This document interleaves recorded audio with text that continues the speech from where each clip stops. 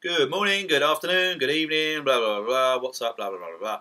This is a very quick bonus what's up, really just to further explain what I don't think I explained very well yesterday in my race video concerning the power delivery, or more specifically the reaction time of the rotor twin power meter versus the Elite Drivo power meter. So rather than try and again explain it really badly, I thought I'd look at some of my video footage, one of the benefits of having recorded pretty much every race I've ever done, and make a direct comparison. And I found two clips from my two most recent races, yesterday's TAT race and last Wednesday's mini crit. And I think these two clips quite clearly demonstrate exactly what it is I'm talking about, in terms of there isn't a power discrepancy between the two, but the advantage of the quick reaction speed from the rotor is absolutely huge.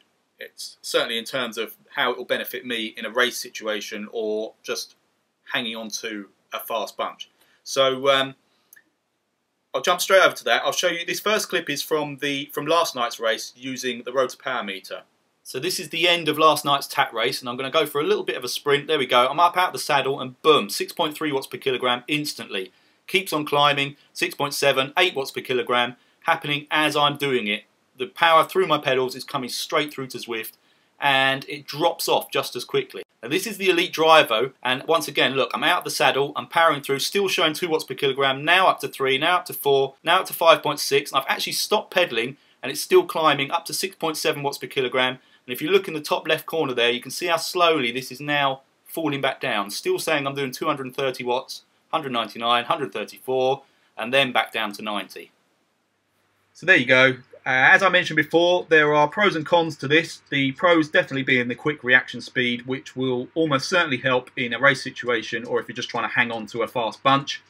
The con being that the quick reaction time in terms of the power dropping means that I'll need to maintain my cadence a little bit more on descents and on the flats just to keep that power number from plummeting too quickly and me losing touch. I tried to explain the effect of that on a forum and put it down to the sort of flywheel and the inertia from the trainer, which technically doesn't make an awful lot of sense, but I can't think how else to explain it. But it definitely, as you can see from that video, it probably took 4 or 5 times longer for the Elite Drivo to reduce the speed after I'd stopped pedaling than it did from the rotor power meter. So there you are.